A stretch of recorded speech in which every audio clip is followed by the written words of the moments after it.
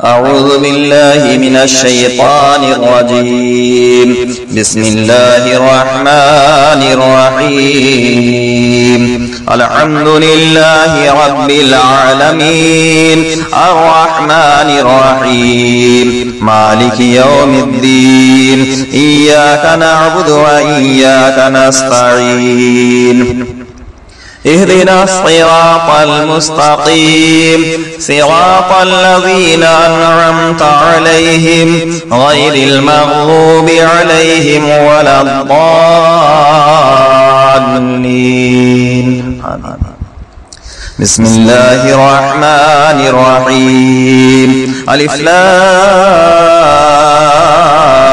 ميم. ذلك الكتاب لا ريب فيه هدى للمتقين الذين يؤمنون بالغيب ويقيمون الصلاة ومما رزقناهم ينفقون والذين يؤمنون بما أنزل إليك وما أنزل من قبلك وبالآخرة هم يوقنون أولئك على هدى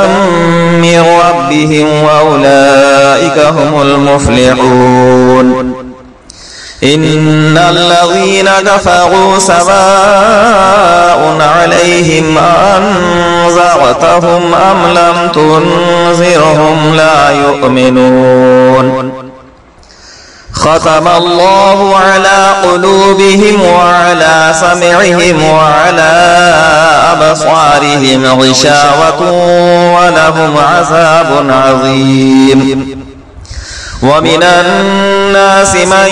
يقول آمنا بالله وباليوم الآخر وما هم بمؤمنين يخادعون الله والذين آمنوا وما يخدعون إلا أنفسهم وما يشعرون في قلوبهم مرض فزادهم الله مرضا ولهم عذاب أليم بما كانوا يكذبون وإذا قيل لهم لا تفسدوا في الأرض قالوا إنما نحن مصلحون ألا إنهم هم المفسدون ولكن لا يشعرون وإذا قيل لهم آمنوا كما آمن الناس قالوا أنؤمن كما آمن السفهاء ألا إنهم هم السفهاء ولكن لا يعلمون وإذا لقوا الذين آمنوا قالوا آمنا وإذا خلوا إلى شياطينهم قالوا إنا معكم إنما نحن مستهزئون الله يستهزئ بهم ويمدهم في طغيانهم يعمهون أولئك الذين اشتروا الضلالة بالهدى فما ربحت تجارتهم وما كانوا مهتدين مثلهم كمثل الذي استوقد نارا فلما أضاءت ما حوله ذهب الله بنورهم وتركهم في ظلمات لا يبصرون صم بكم عمي فهم لا يرجعون أو كصيب من السماء فيه ظلمات ورعد وبرق يجعلون أصابعهم في آذانهم من الصواعق حذر الموت والله محيط بالكافرين يكاد البرق يخطف أبصارهم كلما أضاء لهم مشوا فيه وإذا أظلم عليهم قاموا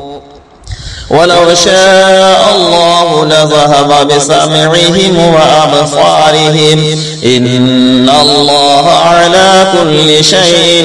قدير. يا أيها الناس اعبدوا ربكم الذي خلقكم والذين من قبلكم لعلكم تتقون الذي جعل لكم الأرض فراشا والسماء بناء وأنزل من السماء ماء فأخرج به من الثمرات رزقا لكم فلا تجعلوا لله أندادا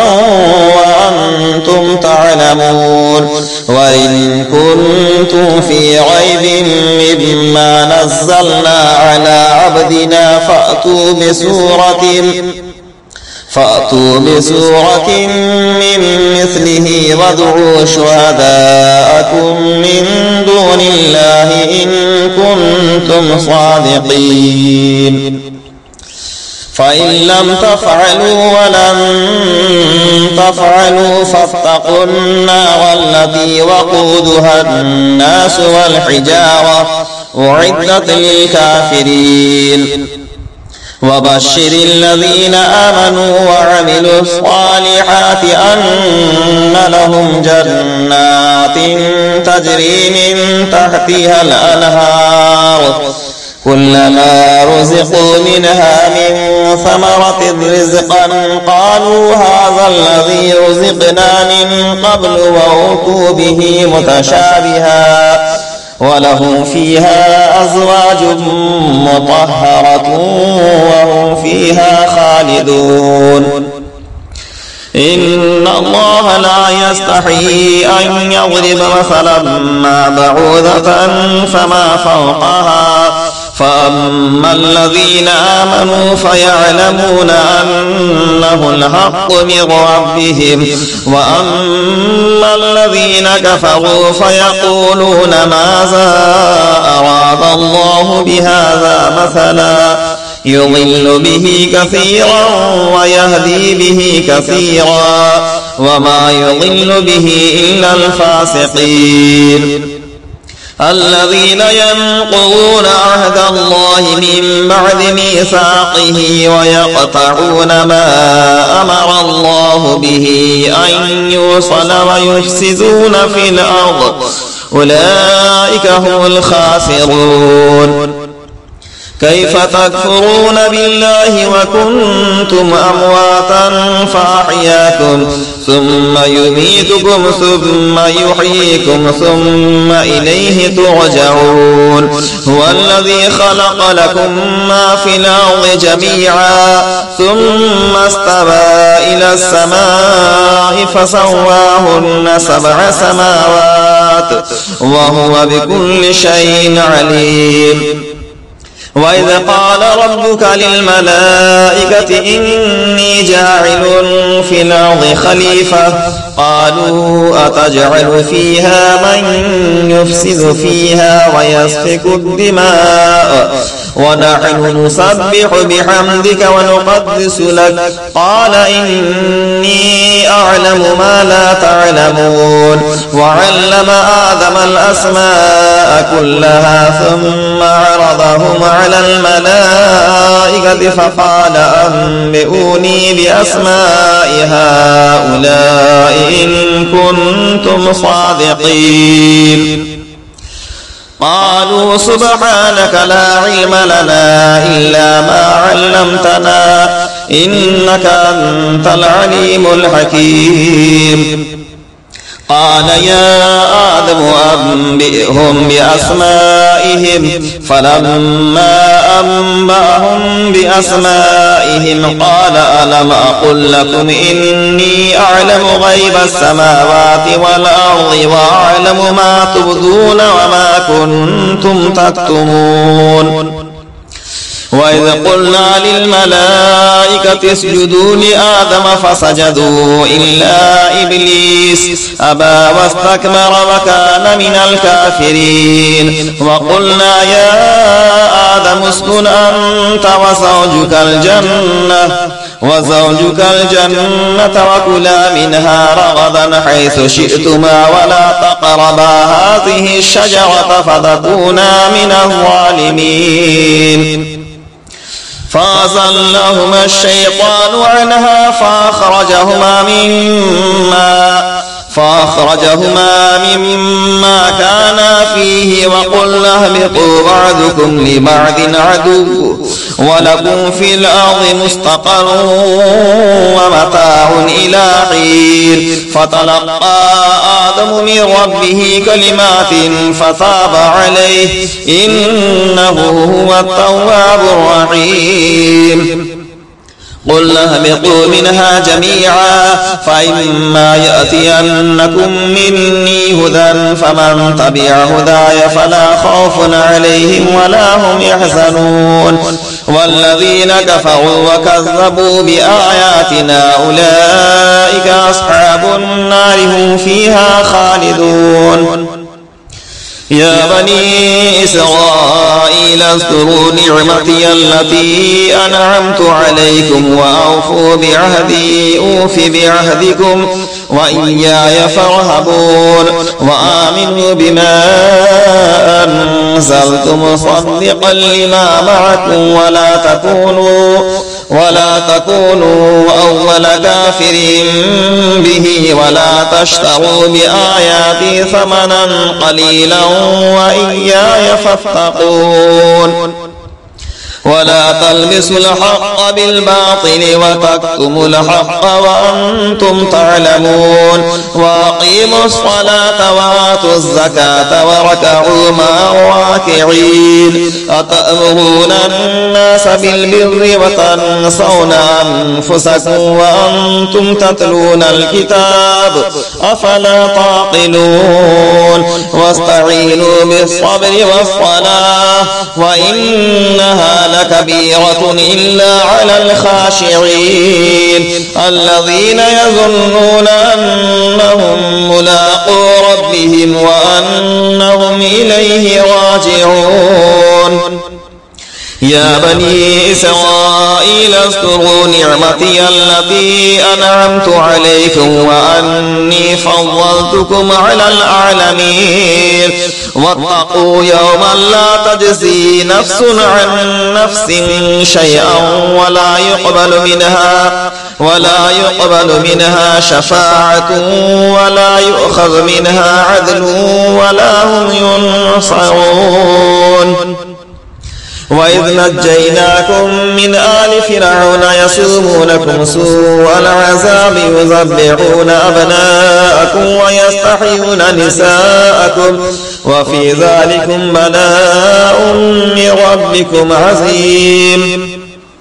وإذ فرقنا بكم البحر فأنجيناكم وأغرقنا آل فرعون وأنتم تنظرون وإذ وعدنا موسى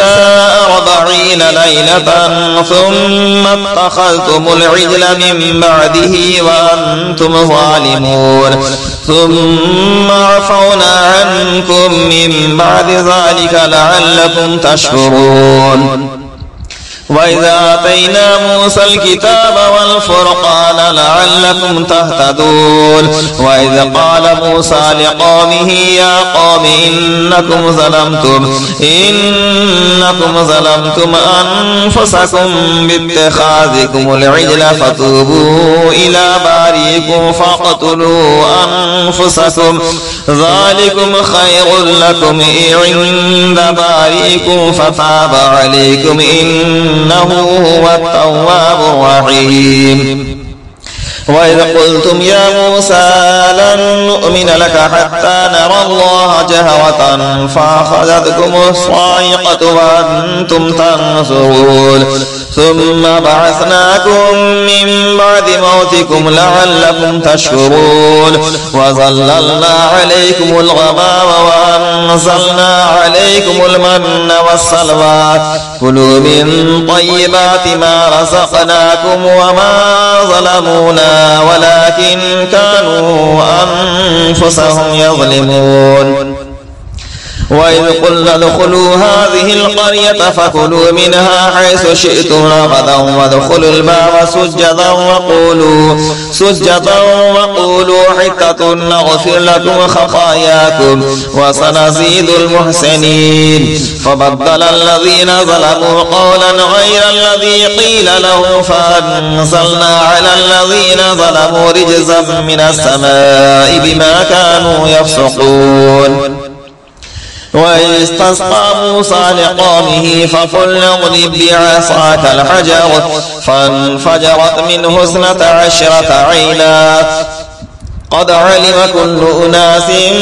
مشربهم كلوا واشربوا من رزق الله ولا تعثوا في الأرض مفسدين وإذ قلتم يا موسى لن نصبر على طعام واحد فادع لنا ربك يخرج لنا مما تنبت الأرض من بقلها وقثائها وفومها وعدسها وبصلها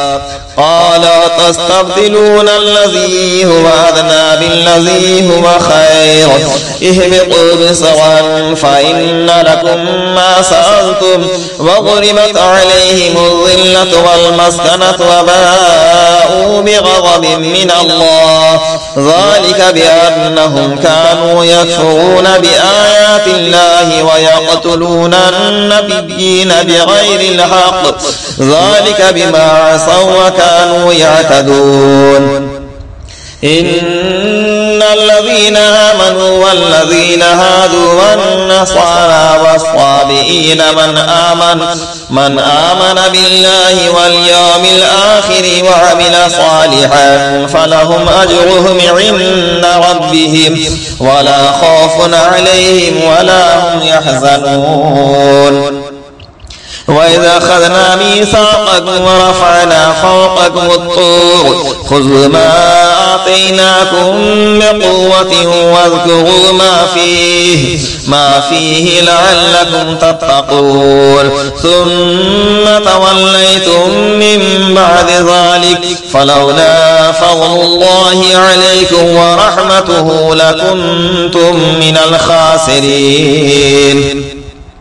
ولقد علمتم الذين اعتدوا منكم في السبت فقلنا لهم كونوا قردة خاسئين فجعلناها نكالا لما بين يديها وما خلفها وموعظة للمتقين وإذ قال موسى لقومه إن الله يأمركم أن تذبحوا بقرة قالوا وتتخذنا هزوا قال أعوذ بالله أن أكون من الجاهلين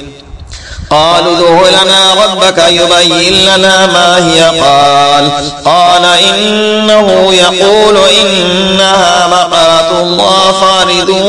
ولا بكر عوان بين ذلك فافعلوا ما تؤمرون قالوا ادع لنا ربك يبين لنا ما لونها قال إنه يقول إنها بقرة صفراء فاقع لونها تسر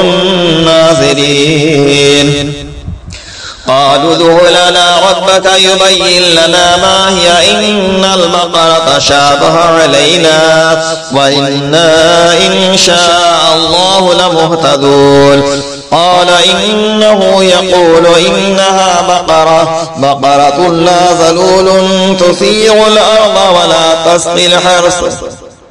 مسلمة لا شية فيها قالوا الآن جئت بالحق فذبحوها وما كادوا يفعلون وإذ قتلتم نفسا فادارأتم فيها والله مخرج ما كنتم تكتمون فقلنا اضربوه ببعضها كذلك يحيي الله الموتى ويريكم آياته لعلكم تعقلون ثم قست قلوبكم من بعد ذلك فهي كالحجارة أو أشد قسوة وإن من الحجارة لما يتفجر منه الأنهار وإن منها لما يشقق فيخرج منه الماء وإن منها لما يهبط من خشية الله وما الله بغافل عما تعملون أفتطمعون أن يؤمنوا لكم وقد كان فريق منهم يسمعون كلام الله ثم يحرفونه من بعد ما عقلوه وهم يعلمون وإذا لقوا الذين آمنوا قالوا آمنا وإذا خلا بعضهم إلى بعض قالوا أتحدثونهم بما فتح الله عليكم ليحاجوكم به عند ربكم أفلا تعقلون أولا يعلمون أن الله يعلم ما يسرون ما يعلنون ومنهم أميون لا يعلمون الكتاب إلا أماني وإنهم إلا يظنون فويل للذين يكتبون الكتاب بأيديهم ثم يقولون هذا من عند الله ليشتروا به ثمنا قليلا فويل لهم مما كتبت أيديهم وويل لهم مما يكسبون وقالوا لن تمسنا النار إلا أياما معدودة قل اتخذتم عند الله عهدا فلن يخلف الله عهده أم تقولون على الله ما لا تعلمون بلى من كسب سيئة وأحاطت به خطيئته فأولئك أصحاب النار هم فيها خالدون والذين آمنوا وعملوا الصالحات أولئك أصحاب الجنة هم فيها خالدون وإذا أخذنا ميثاق بني إسرائيل لا تعبدون إلا الله وبالوالدين إحسانا وذي القربى واليتامى والمساكين وقولوا للناس حسنا وأقيموا الصلاة وآتوا الزكاة ثم توليتم إلا قليلا منكم وأنتم معرضون وإذا أخذنا ميثاقكم لا تسفكون دماءكم ولا تخرجون أنفسكم من دياركم ثم أقررتم وأنتم تشهدون ثم أنتم هؤلاء تقتلون أنفسكم وتخرجون فريقا من دياركم تظاهرون عليهم بالإثم والعدوان وإن يأتوكم أسارى تفادوهم وهو محرم عليكم إخراجهم أفتؤمنون ببعض الكتاب وتكفرون ببعض فما جزاء من يفعل ذلك منكم إلا خزي في الحياة الدنيا ويوم القيامة يردون إلى أشد العذاب وما الله بغافل عما تعملون أولئك الذين اشتروا الحياة الدنيا بالآخرة فلا يخفف عنهم العذاب ولا هم ينصرون ولقد آتينا موسى الكتاب وقفينا من بعده برسل وآتينا عيسى ابن مريم البينات وأيدناه بروح القدس أفكلما جاءكم رسول بما لا تهوى أنفسكم استكبرتم ففريقا كذبتم وفريقا تقتلون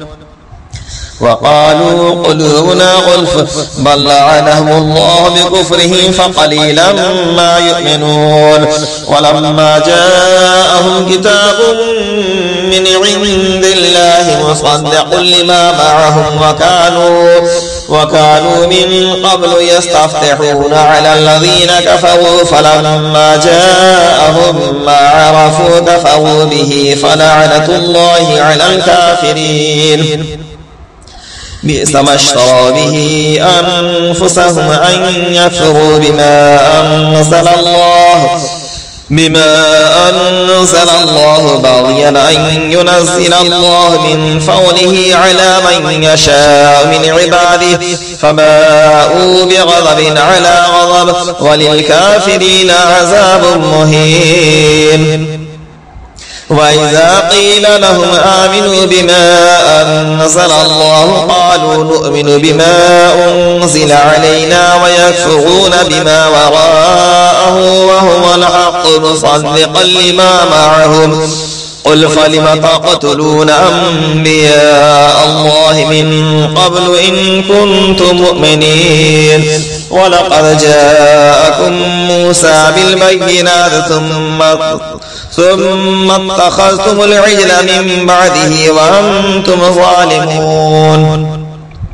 وإذا أخذنا ميثاقكم ورفعنا فوقكم الطور خذوا ما آتيناكم بقوة واسمعوا قالوا سمعنا وعصينا وأشربوا في قلوبهم العجل بكفرهم قل بئس ما يأمركم به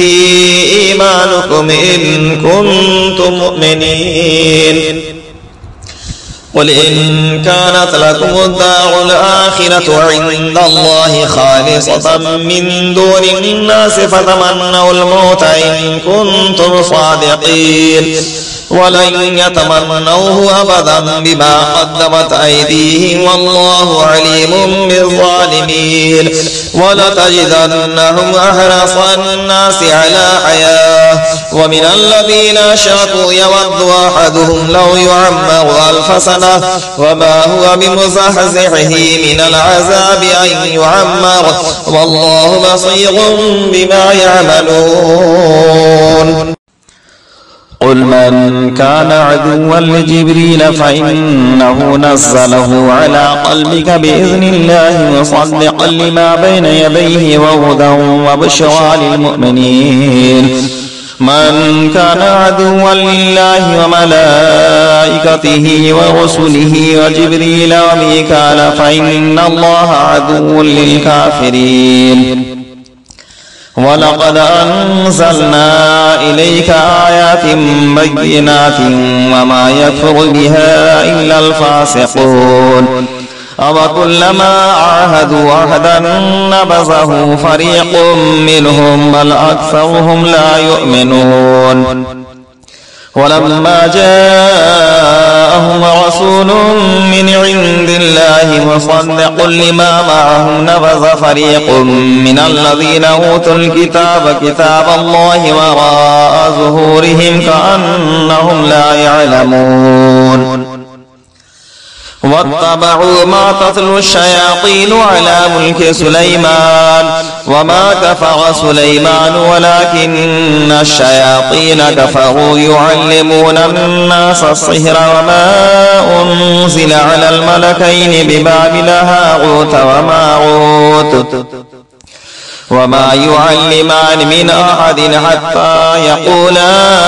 إنما نحن فتنة فلا تكفر فيتعلمون منهما ما يفرقون به بين المرء وزوجه وما هم بضارين به من أحد إلا بإذن الله ويتعلمون ما يضرهم ولا ينفعهم ولقد علموا لمن اشتراه ما له في الآخرة من خلاق ولبئس ما شروا به أنفسهم لو كانوا يعلمون. ولو أنهم آمنوا واتقوا لمثوبة من عند الله خير لو كانوا يعلمون. يا أيها الذين آمنوا لا تقولوا راعنا وقولوا انظرنا واسمعوا وللكافرين عذاب أليم.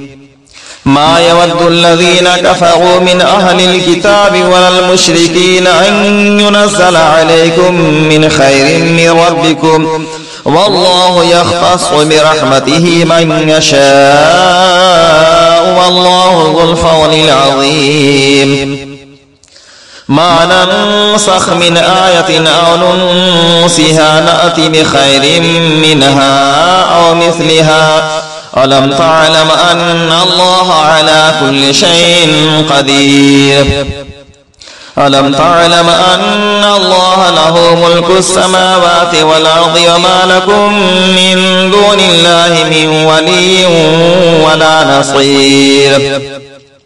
أم تريدون أن تسألوا رسولكم كما سئل موسى من قبل ومن يتبدل الكفر بالإيمان فقد ضل سواء السبيل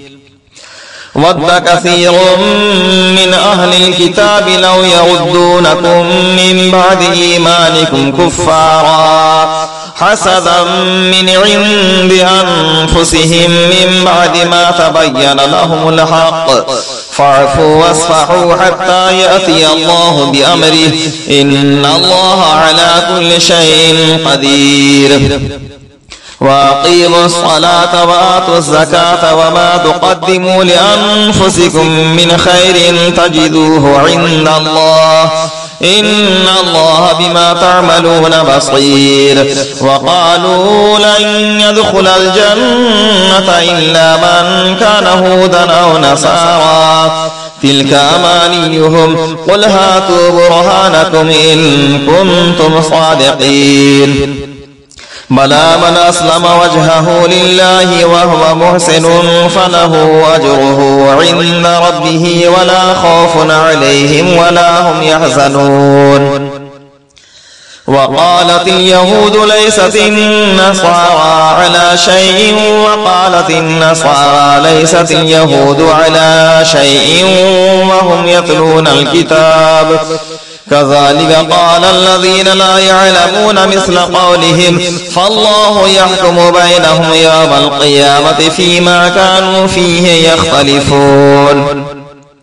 ومن أظلم ممن منع مساجد الله أن يذكر فيها اسمه وسعى في خرابها أولئك ما كان لهم أن يدخلوها إلا خائفين لهم في الدنيا خزي ولهم في الآخرة عذاب عظيم ولله المشرق والمغرب فأينما تولوا فثم وجه الله إن الله واسع عليم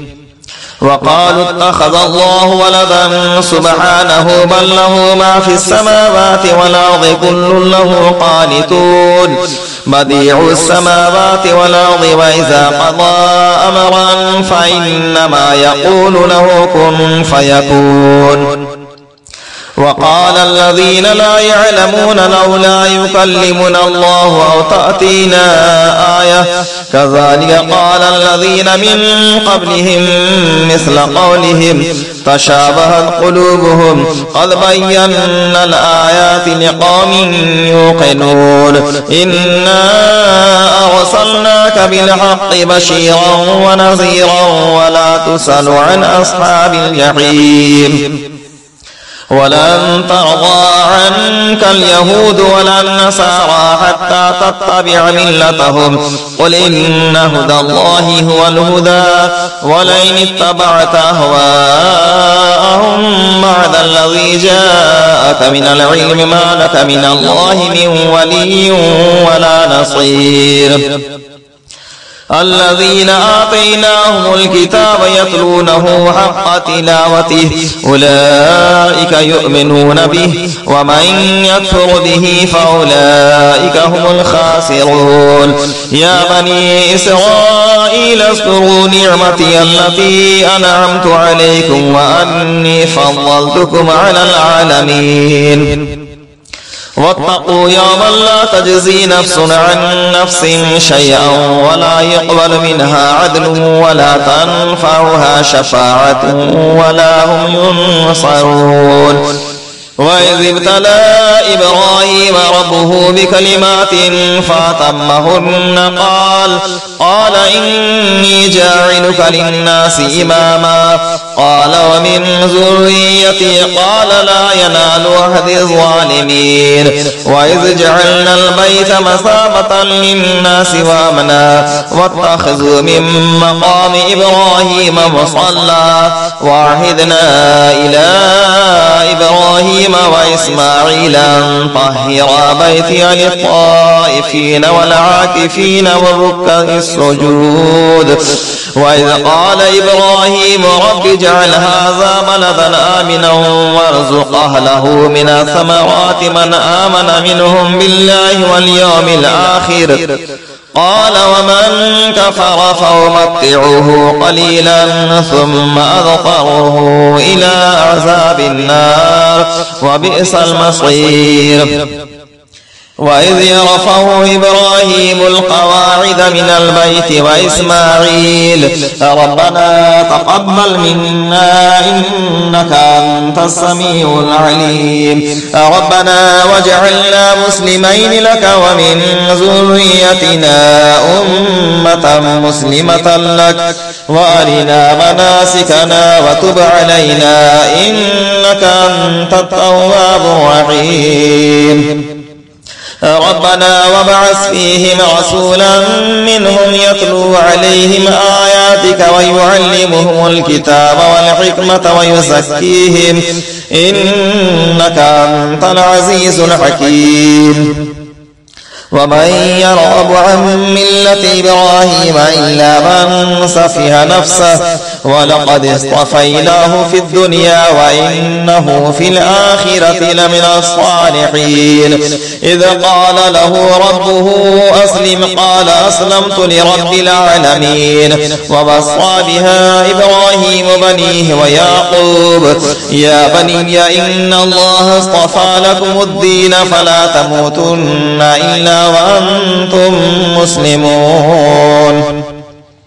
أم كنتم شهداء إذ حضر يعقوب الموت إذ قال لبنيه ما تعبدون من بعدي قالوا نعبد إلهك وإله آبائك إبراهيم وإسماعيل وإسحاق إلها واحدا ونحن له مسلمون تلك أمة قد خلت لها ما كسبت ولكم ما كسبتم ولا تسألون عما كانوا يعملون وقالوا كونوا هودا أو نصارى فاهتدوا قل بل ملة إبراهيم حنيفا وما كان من المشركين قولوا آمنا بالله وما أنزل إلينا وما أنزل إلى إبراهيم وإسماعيل وإسحاق ويعقوب والأسباط وما أوتي موسى